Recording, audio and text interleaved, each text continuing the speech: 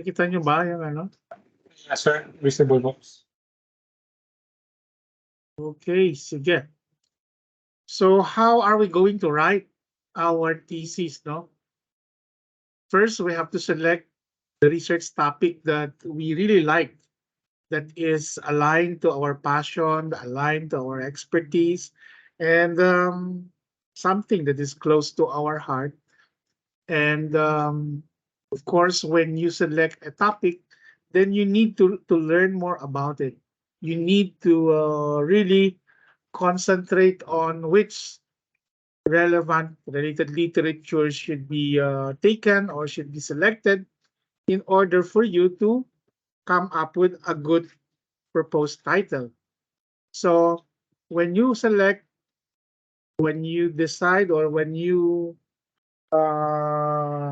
choose a topic, then make sure that it will really advance the body of knowledge, that it will really close the gap or bridge the gap that you have identified, and it has some originality or novelty, no? So after that, you will have your research proposal. You need to prepare and therefore come up with a very good topic or title. But prior to the selection of the topic that you wish to present, you need to carefully read some related literatures, no? And of course, after that, you have to identify your general objectives and specific objectives. Therefore, there are research questions that you need to formulate before you can start writing your proposal. And when we say research, we have discussed this already in the past, that it's simply a process of making a search in order to answer your question in mind. And there are several types of research. One is the basic, and the other one is applied. So the types of research may also fall under theoretical, experimental, or systems development. But the skills that we need in performing or doing research is practically the same. So what are the skills or talents that you need? Of course, you need to have a learned capacity or talent in order to carry out what you have identified as a research problem that requires investigation. So through time, our stock knowledge can also be used in order to properly evaluate or investigate the topics that we have identified. And sometimes we also need the help of other people to enlighten us, to guide us. And therefore, we will not only be needing technical skills, but we also need soft skills, how to talk, how to write, how to have everything. And therefore, we need to have a balance between your technical skills in writing and your ability to communicate your proposed topic, so that if somebody is interested, then you can pitch your idea and somebody can or could might finance, no, your proposed study. And when you start doing a thesis, so ano ba ang difference? What's the difference between a thesis and uh, a dissertation? So when we talk about a dissertation, it must form a distinctive contribution to the knowledge of the subject and afford evidence of originality and shows discovery of new facts or by the exercise of independent critical power, according to the University of London regulation. No? So when you start doing a thesis, at first you must have an argument. What is that argument?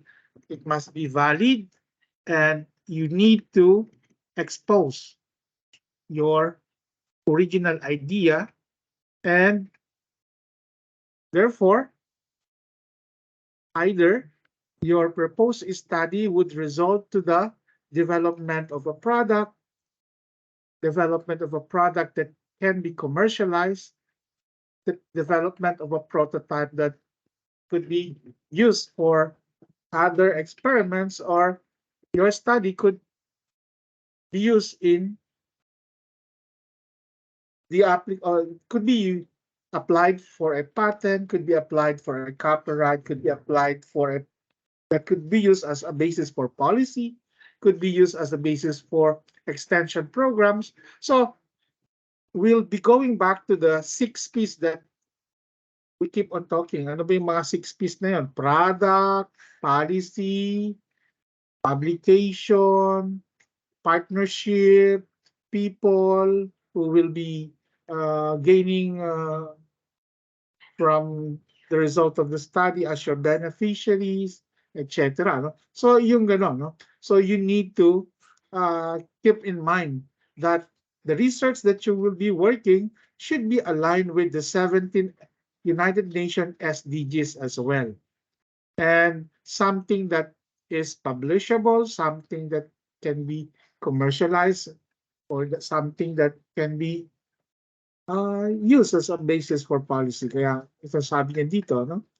And take note that when you publish your work, not all the content of your thesis can be published. So you can write maybe 2 or 3 papers out of your thesis.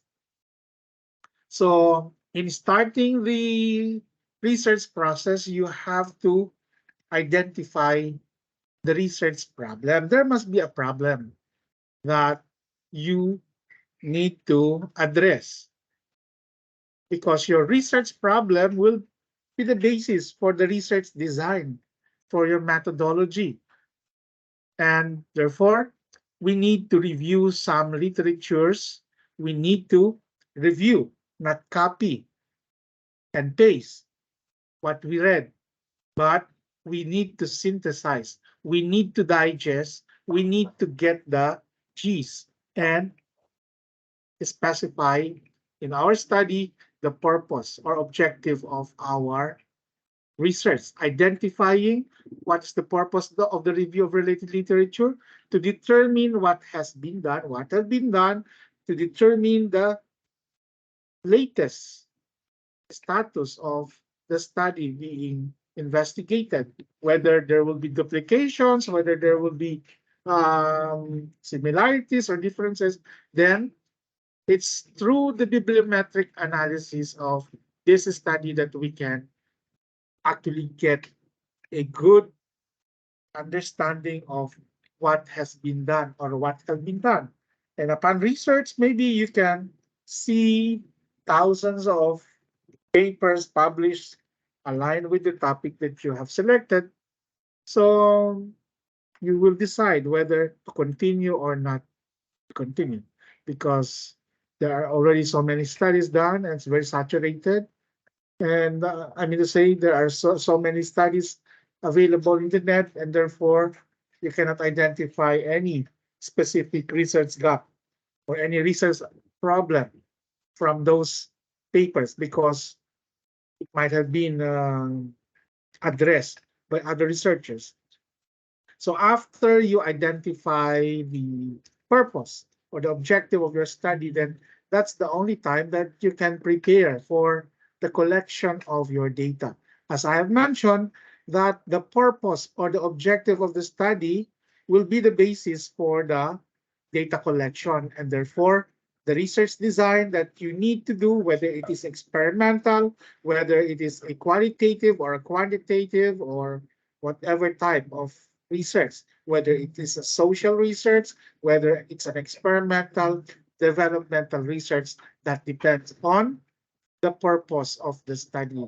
And once you have collected the data that you need, then make sure that the data collected are all aligned to the objectives of the study. And once you have collected all the data needed, then you need to analyze it and make some interpretations and then come up with a report and publish your paper or present your paper in a conference. And therefore, that's simply reporting and dissemination of the output of the research.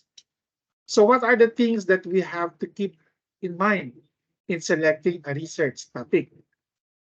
What are the considerations that you need to take into consideration? These are the things that I have mentioned earlier, that it must be aligned to your passion, something that is really uh, interests you, and therefore you are curious on what could be the answer to your question, and something that could provide advancement, or that could advance the body of knowledge that could contribute in your professional field. And the novelty and the relevance of the study should also be taken into consideration, as well as the feasibility of completing the study within a given time frame. So whether it is feasible, considering the time constraints and considering the ethical constraints, whether this will really promote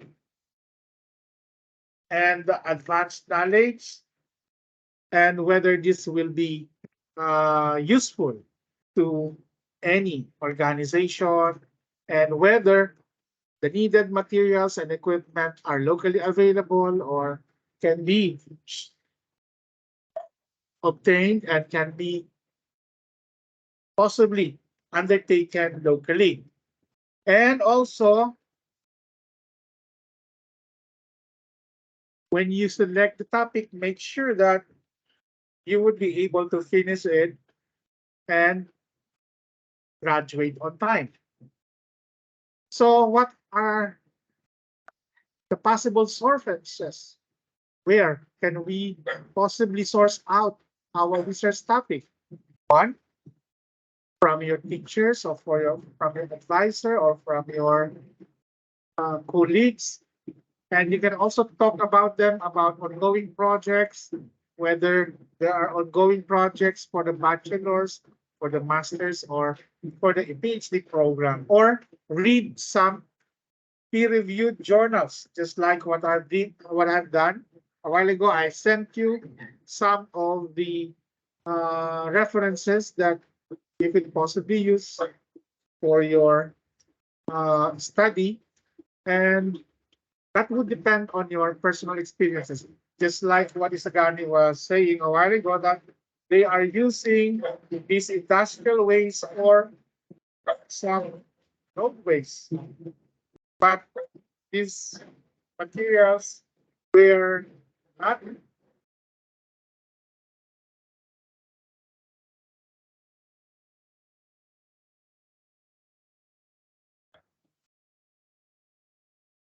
Wala na.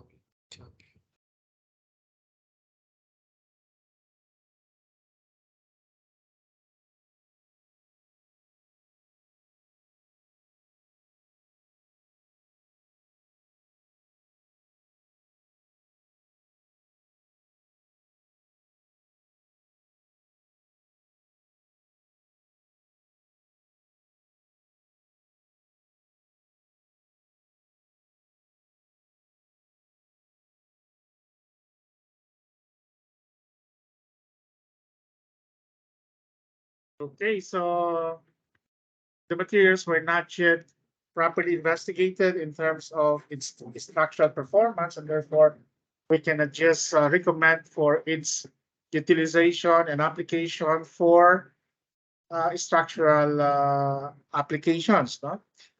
And Sir, baka pwede pong magtanong? yes, Can I ask a question? If sure, I may sure. interrupt. Yes, yes. A while ago you made mention of sustainable development goal of the is it coming from the UN po?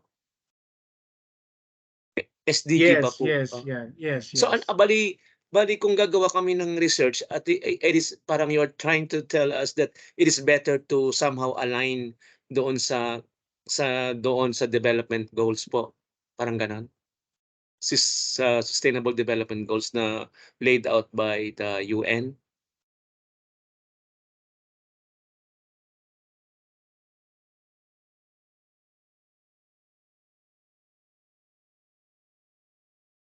Wala ba? Hello? Parang nawala po si Doc. Parang nawala si Sir. Yes. Exactly, yeah.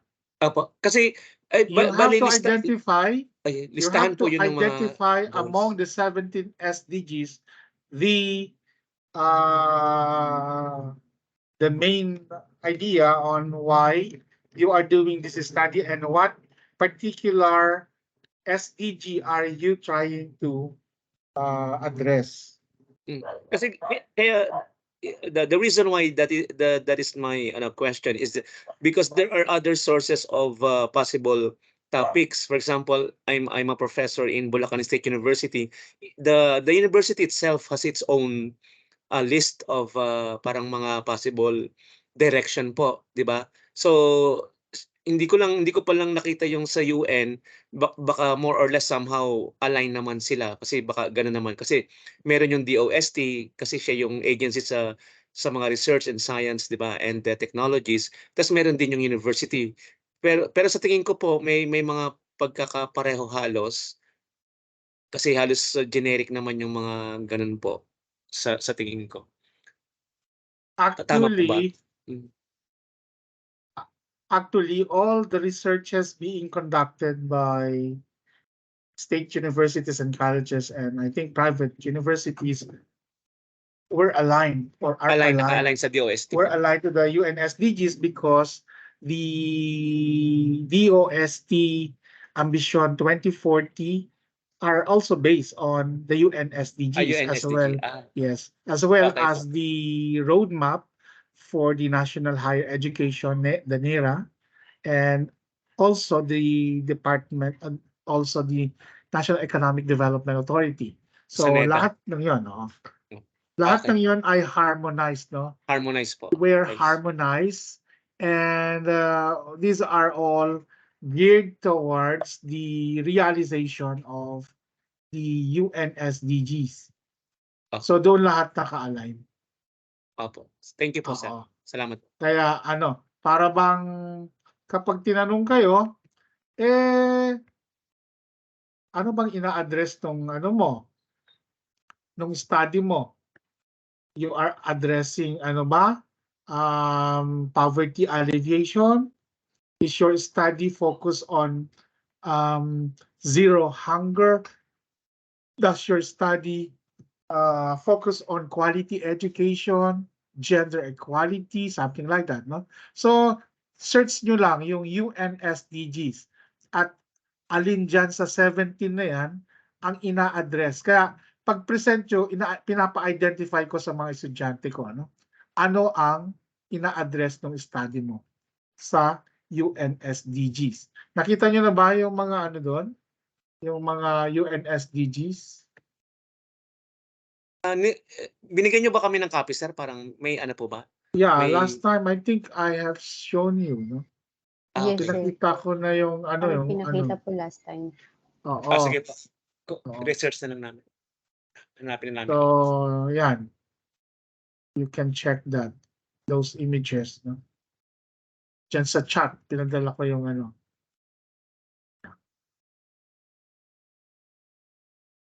Okay. And, tama ba? Saan na nga tayo? Doon sa no? Sa selection ng ng specific SDG na gusto nating i-address. Okay? Sige. Anything else? Any question? So, we can also base our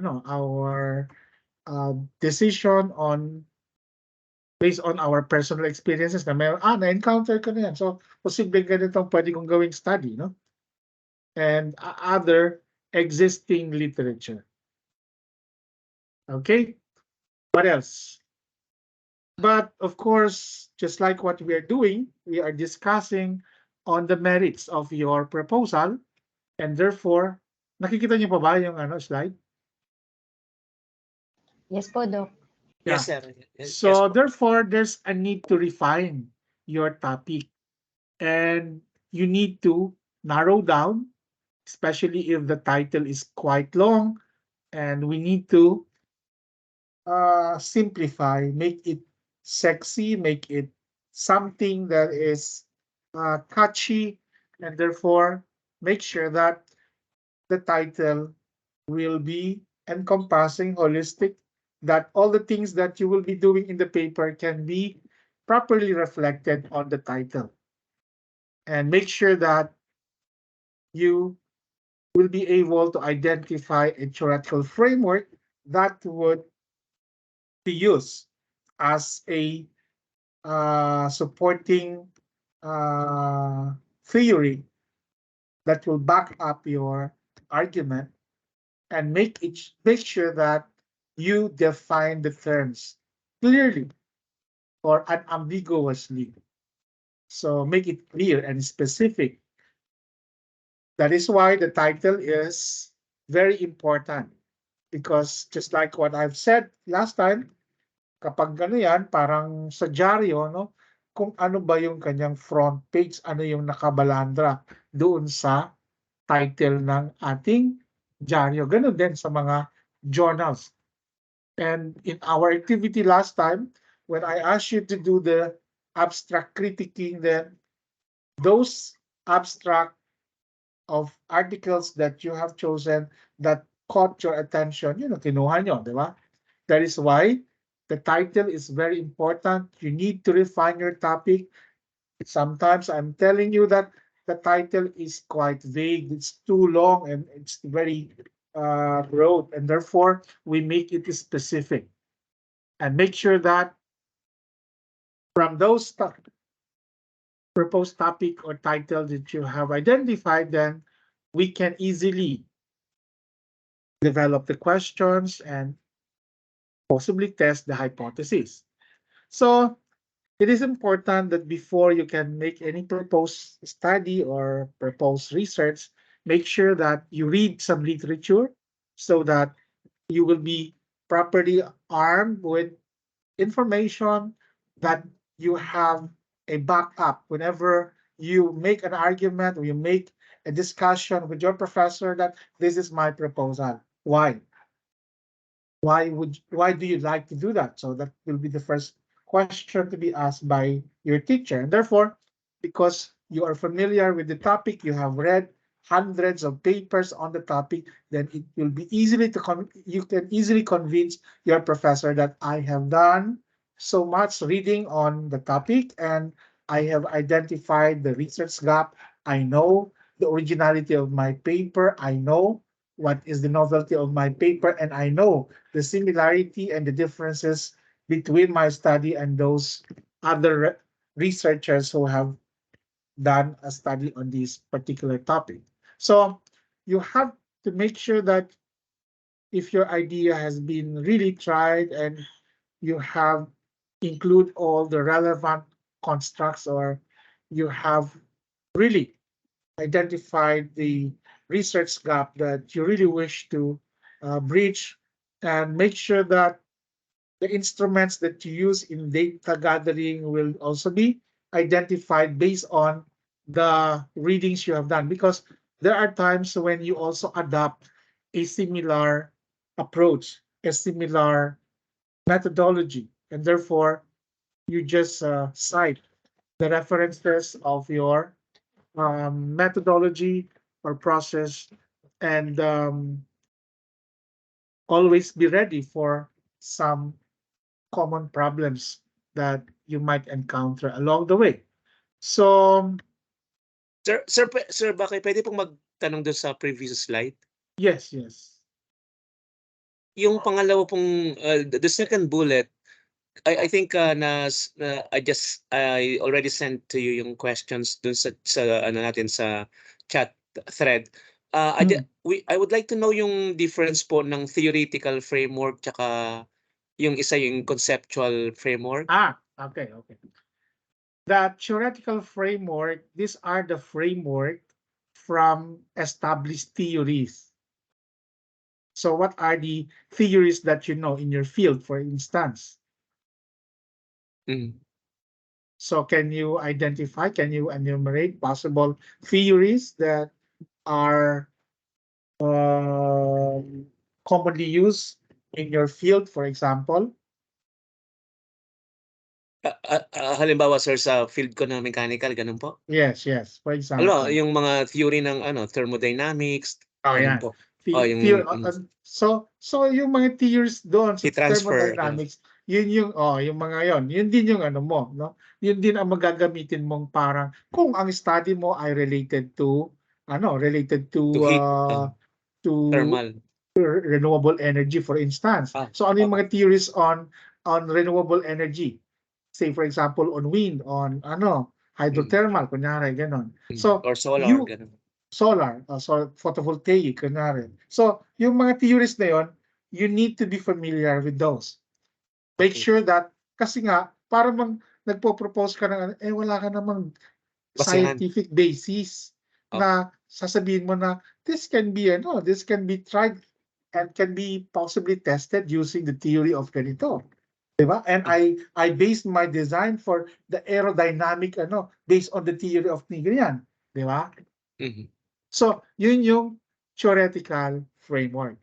Ano yung nila? Ano yung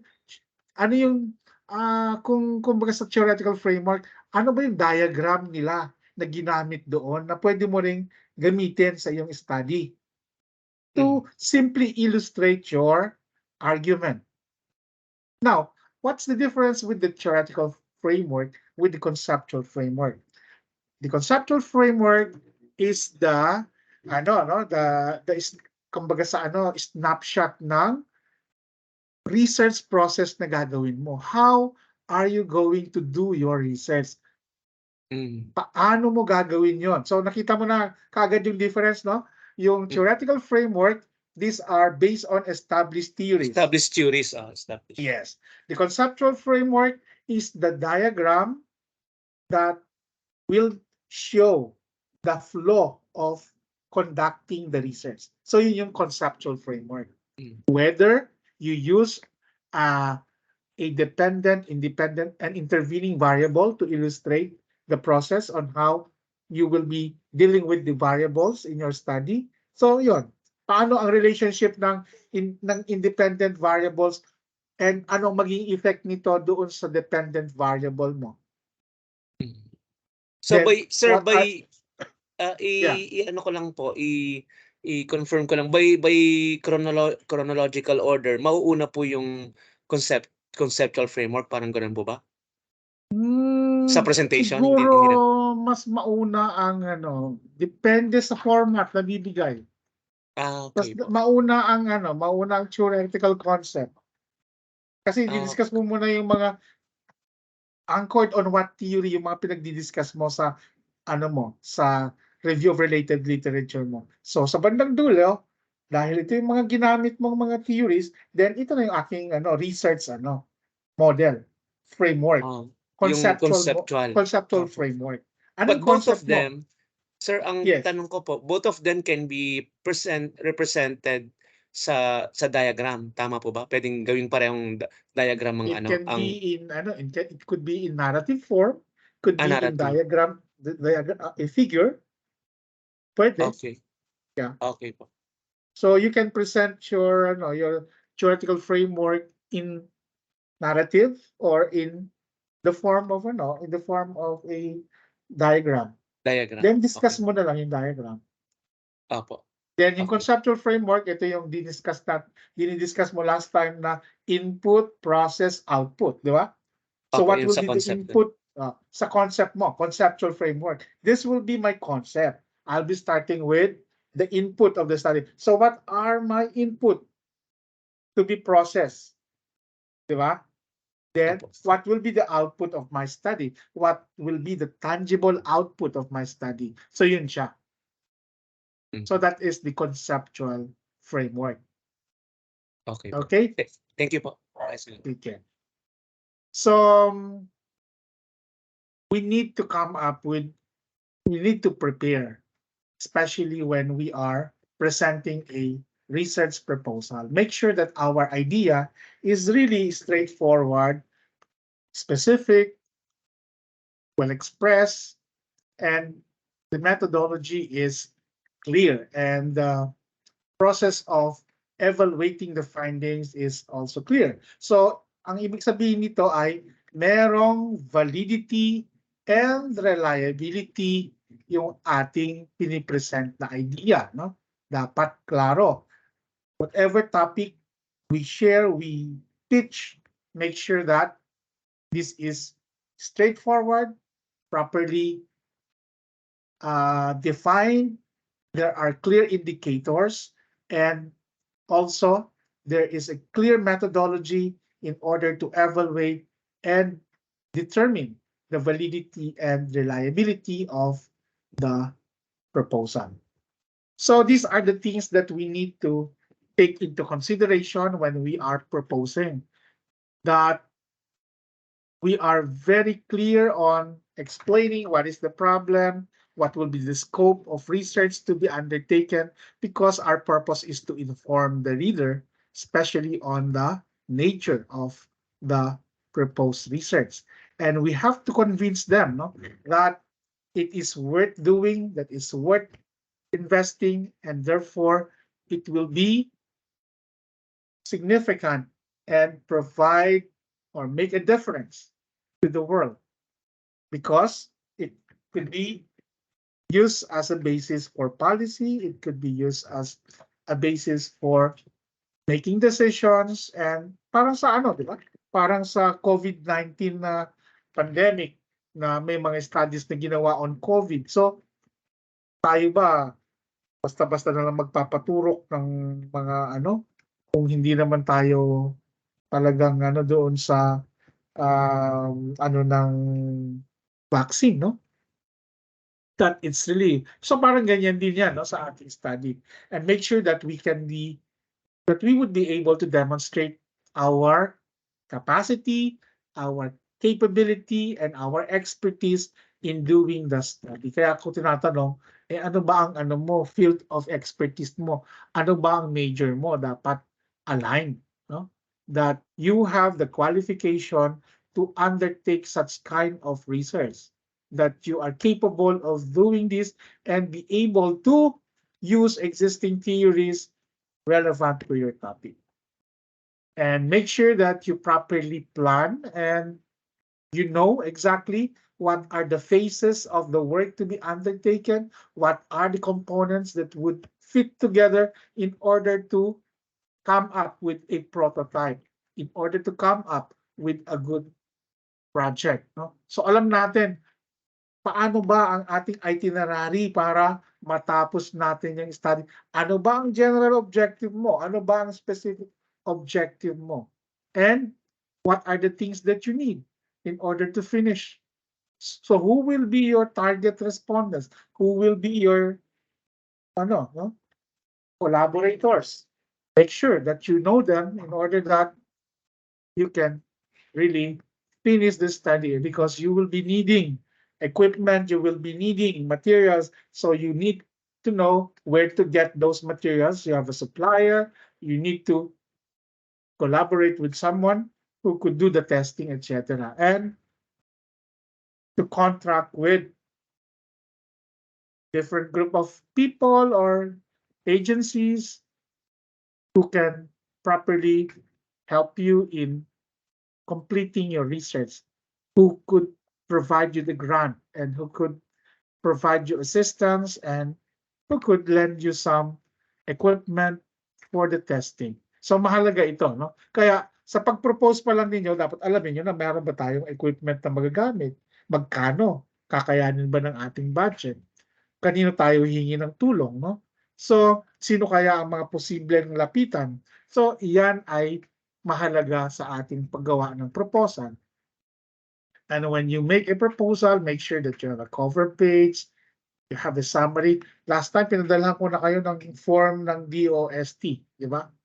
And I hope nakita nyo, na-browse nyo yun, kung anong mga laman nun. And parang ganito lang din yun, no? Meron siyang introduction, meron siyang literature review, problem statement. So, pero dito sa inyong study, ito yung mga parang kailangan ninyong i-prepare para sa inyong proposal. And make sure that all the references will be properly cited. And you have to summarize the importance or significance of your proposal, citing the intellectual merit and the impact of the study. So ito yung mga kailangan na ma-specify, no? Yung scientific engineering education, objective of the project, the times and the specific objectives, as well as the method, the process on how this will be realized, no? And parang ano lang din, no, yung 6 P's ito, no? Kaya mahalaga na i-highlight natin itong mga to. And then yung sa review of related literature, tinatanong ni Sir Inaw last time, paano ba gagawin yun, no? Ito yung ginagawa according to Creswell, no? So the literature review is a written summary of journal articles, books, and other documents that describes the past and current state of information, organizes the literature into topics and documents a need for a proposed study. So dito, magbabasa ka, no? Magbabasa ka. Hindi ko naman sinabing hindi kayo magbasa. Dapat magbasa kayo. Kaya nga, sinabi ko na at least 50 papers ang basahin nyo. At least yun, minimum, ibig sabihin, no? Ano ba? At least, yeah, at least. Hindi ko naman sinabing at most. 50 below, parang ganon. Kapag at most, no? At least, kapag sinabing at least, minimum of 50 papers. Sa isang article pa lang, meron na siyang references na 30. O di, meron ka ng perspective na ano, no? 50 or 30 na references mula roon. O kung hindi ka pa interesado, mag-download ka ulit. O, then you can get another sources of reference. And therefore, these are secondary information coming from journal articles that are not predatory.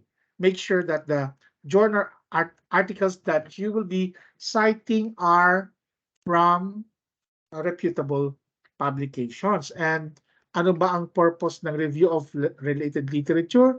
Katulad ng sinabi ko, ito ay survey ng mga previous studies, previous investigations ng mga ibang researchers.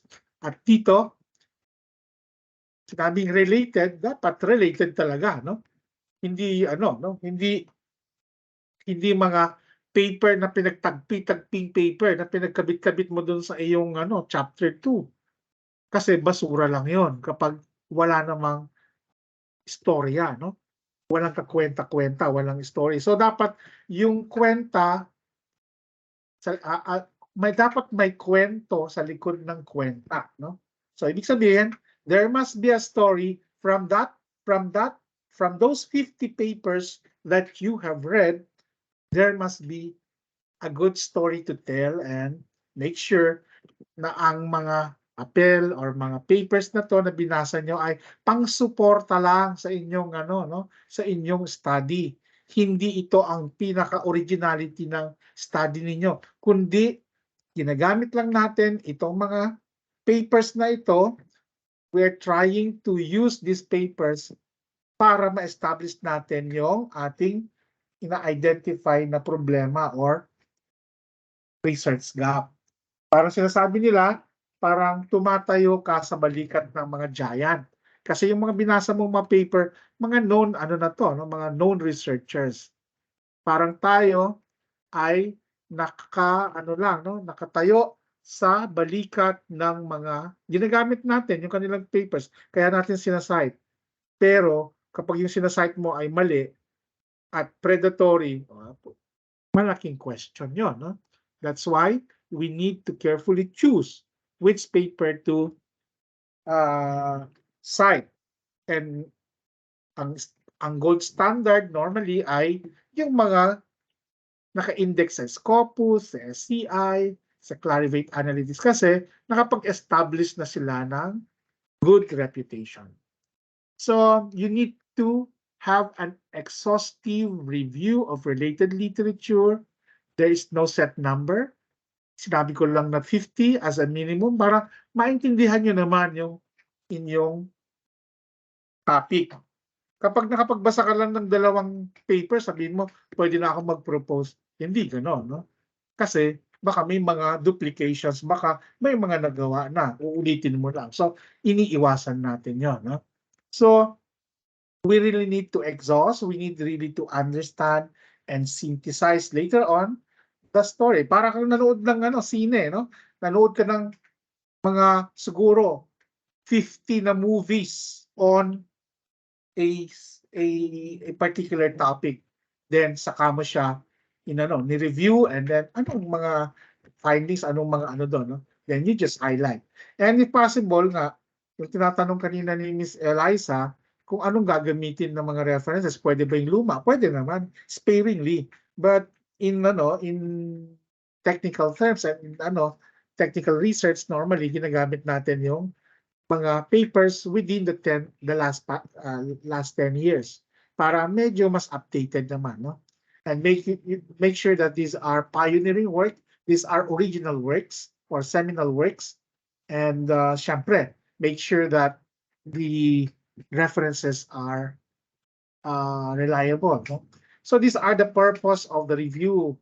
You have to gain knowledge about the background of the study that they have done. You can relate it to your proposed study, and you can also check their methodologies, and also what are the significant findings they obtained in their study and how they wrote their report. So, doon tayo natututo, no?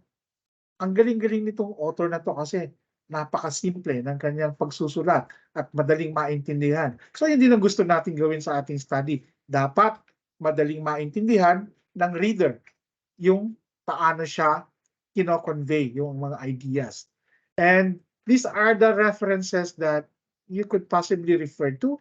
You can refer to books or journals, electronic databases, bibliographic databases, etc., and other reports, and other unpublished researches such as dissertations and theses.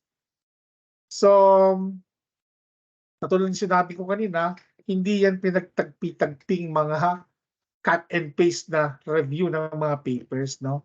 Hindi ganoon siya, hindi siya listahan or mga dapat gagawan natin ng kwento, gagawan natin ng pinaka-essay, no?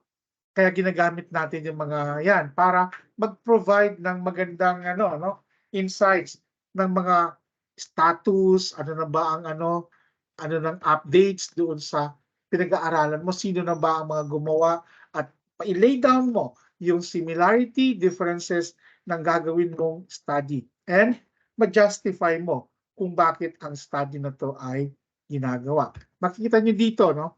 Yung mga masters at saka doctorate, kayo, ginagamit nyo na kung ano yung mga existing theories, ginagamit nyo na kung ano mga existing methods and procedures in order to finish your research. Pero ang mga doctoral students ay normally nag-create ng new idea. And therefore, mas malalim ang study na ginagawa ng mga nagdo-doctoral. Making sure that they will have new knowledge na ma-develop at ito ay may linking, no, ng mga ideas and theories, or they can develop new theories. So, yun, mas malalim.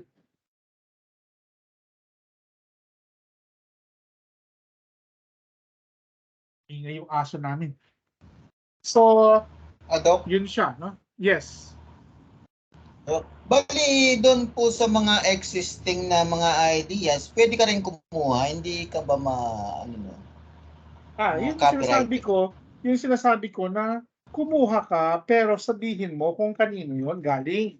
Huwag mong ariin. Okay. Oo. Hindi yung nagka-cut and paste ka. Sinasabi mo na itong study na to ay galing kay ganito. Ang sabi ni ganito, ganyan. So parang nagmamarites ka dyan eh. Dito sa review of related literature, nagmamarites ka dito, no? Sinasabi mo na dito na may mga 5 papers tungkol dito sa topic na to. Sina ganito, ganyan, nag-aral ng ganito. Di ba? Parang ganon. O base sa Yes. report niya Yes, Doc. ganito, o ganon siya. Dito sa chapter 2 marites ito, no?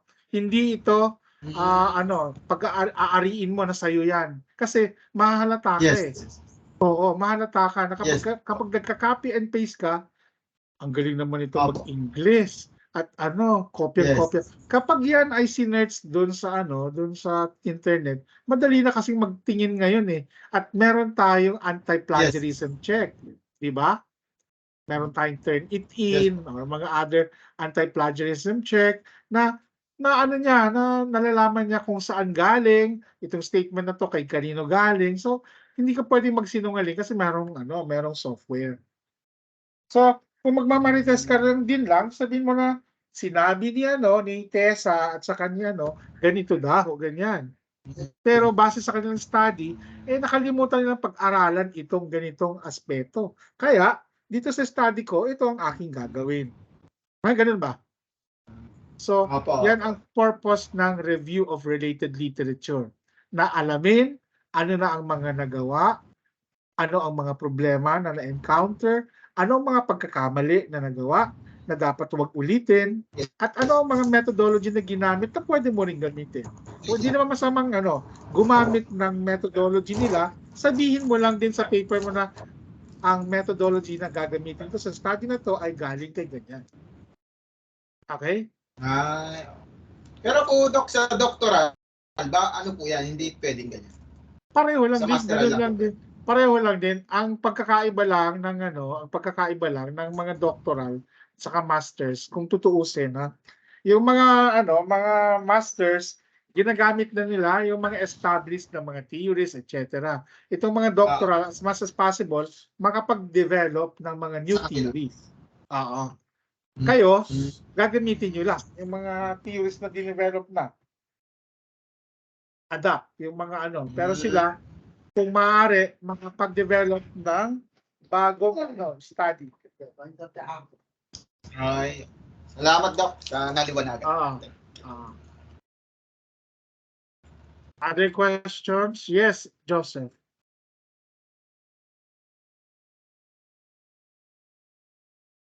Joseph, anong tanong? Hindi ko lang naibaba, Doc. Sorry. Okay. So, ituloy ko lang para matapos konti itong So, you need to record, Kailangan nyo i-organize yung inyong mga review of related literature. Laging meron kayong notebook or meron kayong notes na hawak-hawak para kapag may nabasa kayo, ilista nyo saan galing, kailan ninyo sinight, kailan nyo anong page, ganyan. So, mahalaga yan. Pero kung kayo naman ay very organized and systematic, mag-create kayo ng folder, Kunyari may folder kayo, create kayo ng folder para sa mga diagrams, create kayo ng folder para sa mga methodology, create kayo ng folder ng mga articles na magkakapareho ng thematic, So, ganun siya, organize. Para pag hinanap mo, hindi bububukla din lahat. Dapat bawat folder properly labeled. And inside, yung mga topics, yung mga title na ilagay mo. Kasi madugo. Kapag meron kang 100 na papers na hahanapin, so dapat naka-organize lahat. And yun ang purpose ng mga source card. Pero sa ngayon, meron naman na kayong computer. So all you need to do is to type. Meron kang Microsoft Word, o di type mo. Kung meron kang Excel file, di Excel file mo. So yun lang ang ibig sabihin nito, na ito yung ilalagay mo, ano yung pangalan ng author, ito yung format, ito yung dati pa, nung nagla-library pa ang mga tao. Pero sa ngayon, bibihira mag-library ang mga tao, mag-search lang sa internet, ang dami nilang makukuha ng mga articles, Kasi may mga electronic files na rin naman, kaya siya ganyan, So these are the things that you need to consider, the author's name. Pero pina-assign ko sa inyo, pina-assignment ko sa inyo yung mga citation styles, formats. I hope na familiar na kayo at nabasa nyo na yan. So you have to properly record all the information using a note card, And ito yung mga yon, no? Always remember na kapag tayo ay nagre-review ng literature, ay pipiliin natin yung mga relevant literature na talaga namang original, na madaling intindihin, na ito ay within the 10-year period, at properly ito ay naka-index, no? Cited and index, no? In Scopus or STI or in Clarivate Analytics, etc. So, yan yung mga ginagawa. These are the guidelines and the mechanics and language usage normally, no?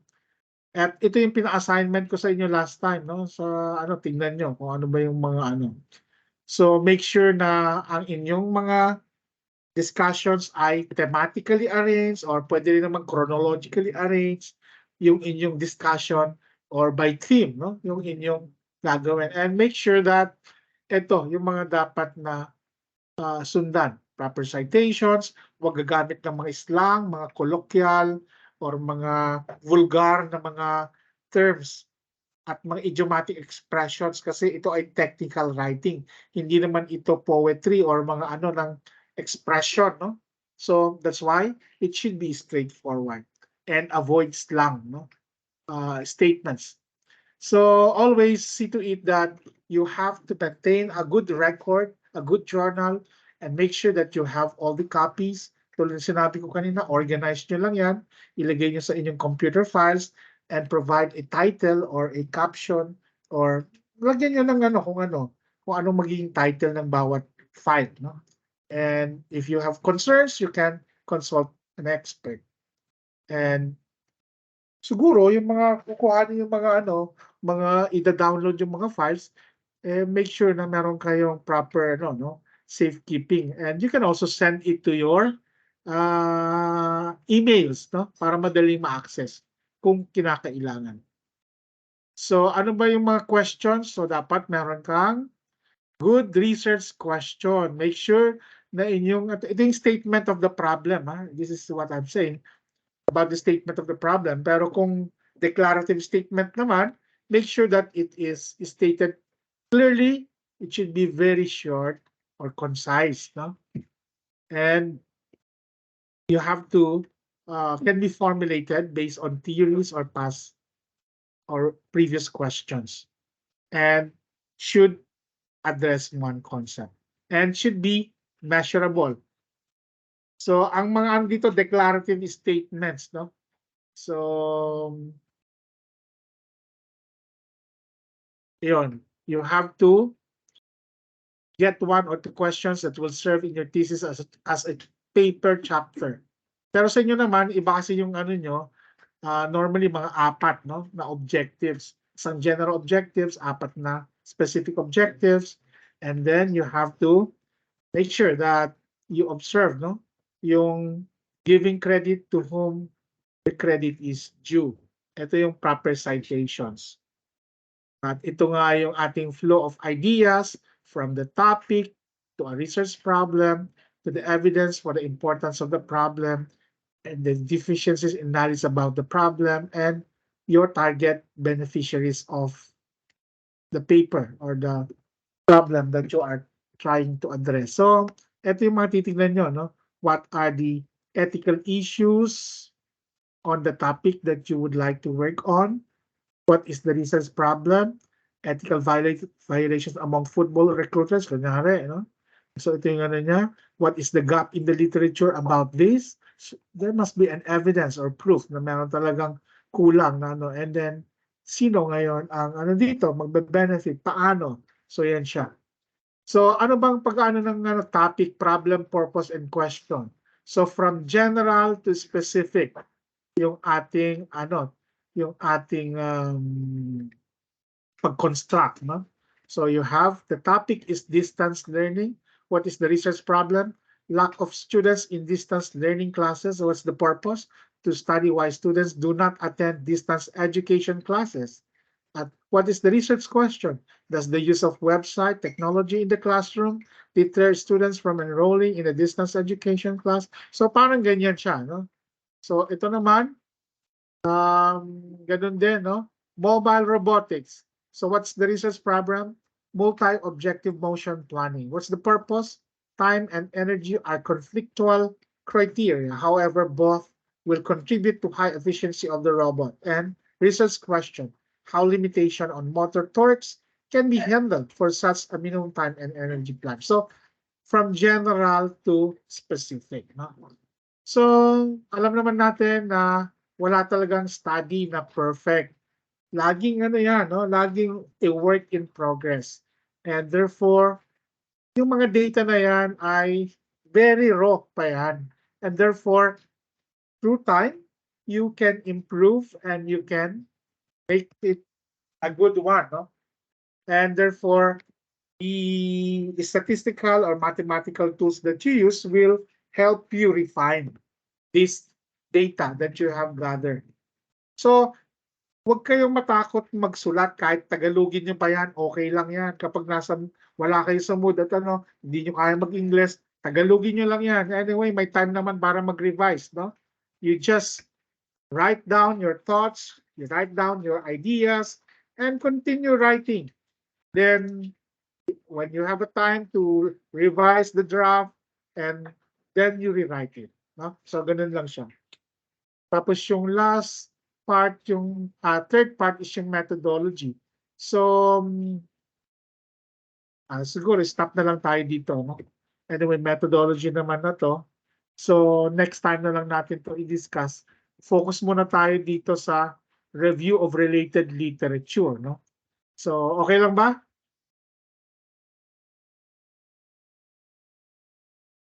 Yes. Ay, naku. Narinig ba yung aking ano? Sige. So, we'll end here sa methodology, no? Then, our next activity will be about, yun nga, sa review of related literature. Okay na ba yun? But in the presentation, you just select siguro yung top 10 na very close to your, no? 10 lang. Okay? Sige. Any question? Clarification? Meron po ba? Naintindihan ba yung ating discussion? Yes po, sir. Yes, sir po. Okay. Yes po, Doc. Okay, it's already, Oh, may 5:16. Sorry for the, very, tayo.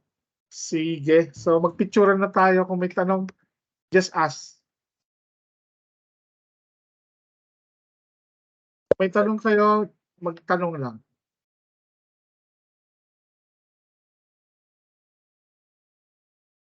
Baka may clarifications, no?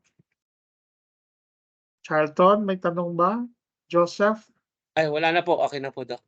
Joanna? Okay, sige. Okay na Magpicturean po, na Doc. tayo.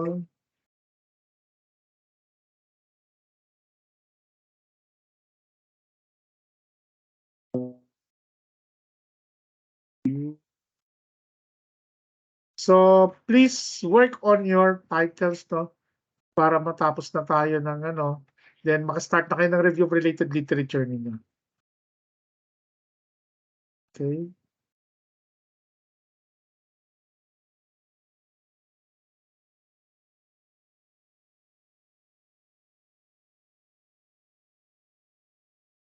Okay, 1, 2, 1, 2, 3. Okay.